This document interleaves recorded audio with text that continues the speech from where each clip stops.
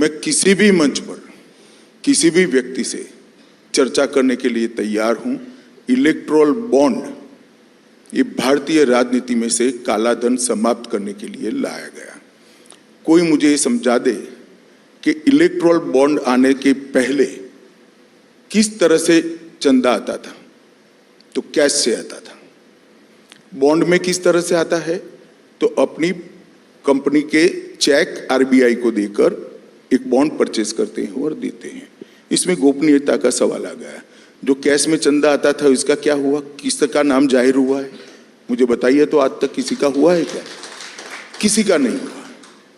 परंतु मैं राजनीतिक चीजों को ज्यादा डिटेल में जवाब देना चाहता हूं। एक परसेप्शन चलाया जा रहा है कि इलेक्टोरल बॉन्ड से भारतीय जनता पार्टी को बड़ा फायदा हुआ है क्योंकि भारतीय जनता पार्टी पावर में ब्ला ब्ला ब्ला। और अभी राहुल गांधी ने तो स्टेटमेंट कर दिया कि दुनिया की सबसे बड़ी उगाही का अगर कोई जरिया है तो इलेक्टोरल बॉन्ड है। मालूम नहीं इनको कौन ये सब लिख कर देता है। मैं पोजीशन आज देश की जनता के सामने स्पष्ट कर देना चाहता हूं। भारतीय जनता पार्टी को अप्रोक्सीमेटली 6,000 करोड़ के बॉन्ड मिले हैं। टोटल बॉन्ड 20,000 करोड़ के हैं। तो 14,000 करोड़ के बॉन्ड कहां गए? मैं बताता हूं। टीएमसी को 1,600 करोड़ के मिले, कांग्रेस को 1,400 करोड़ के मिले, बीआरएस को 1,200 करोड़ के मिले, बीजेडी को 775 करोड़ के मिले और डीएमके को 639 करोड़ के मिले। अब अगर 13 राज्यों में और 303 सांसद, 11 करोड़ मेंबरशिप वाली पार्टी और देश के सभी यूनिट में पार्टी का योग मिला ले, इन लोगों का इतना करे। मानो कांग्रेस में अभी 35 सांसद है, उनके 300 हो तो क्या हो? एक लगाते हैं तो टीएमसी को 20,000 करोड़ के बॉन्ड होते हैं, बीआरएस को 40,000 करोड़ के होते हैं और कांग्रेस पार्टी को 9,000 करोड़ के होते हैं। मैं प्रोरेटा की बात कर रहा हूं। देश में हमारे 303 सांसद है, हमें 6,000 करोड़ के बॉन्ड मिले हैं और 242 सांसद जिन पार्टियों का है, इसको 14,000 करोड़ के बॉन्ड निकले। क्या शोर शराबा कर रहे हो भाई?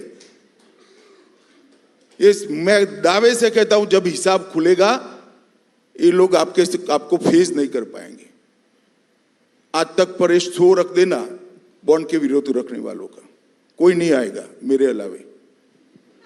सर, जो इलेक्टोरल बॉन्ड्स में जिन कंपनियों के नाम आए उनमें से कई ऐसी हैं जिन पे कोई ईडी सीबीआई का केस चल रहा है, और दूसरा जो देश के सबसे बड़े औद्योगिक घराने हैं जिनको लेके इतनी पॉलिटिक्स होती रहती है, उन्होंने क्या डोनेट नहीं किया किसी को? उनका नाम तो कहीं है ही नहीं। तो आप क्या कहते हो कि आजादी से अब तक वो औद्योगिक घराने ने डोनेट ही नहीं किया है? नहीं किया ही है, करते तो इसका हिसाब कहां है? मैं पूछना चाहता हूं। नाम भी नहीं आए हैं बॉन्ड के कारण, आज तो नाम तो आए हैं। क्या गोपनीयता की बात कर रहे हैं लोग? करोड़ों रुपयों का चंदा लिया कैश में, 12 लाख करोड़ के घपले घोटाले भ्रष्टाचार किए, जेल में जा रहे हैं और हमसे हिसाब मांग रहे हैं। हमने तो काला धन को समाप्त करने के लिए बॉन्ड लाए थे। मैं आज देश की जनता के सामने आपको एक सवाल पूछना चाहता हूं।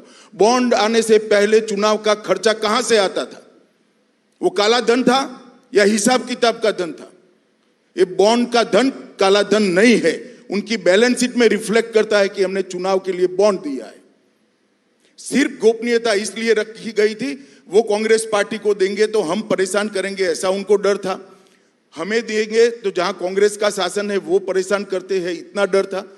बॉन्ड कितना मिला ये पार्टी के बैलेंस शीट में रिफ्लेक्ट होता है, और बॉन्ड कितना दिया गया एक कंपनी के बैलेंस शीट में रिफ्लेक्ट होता है। क्या गोपनीय बचा?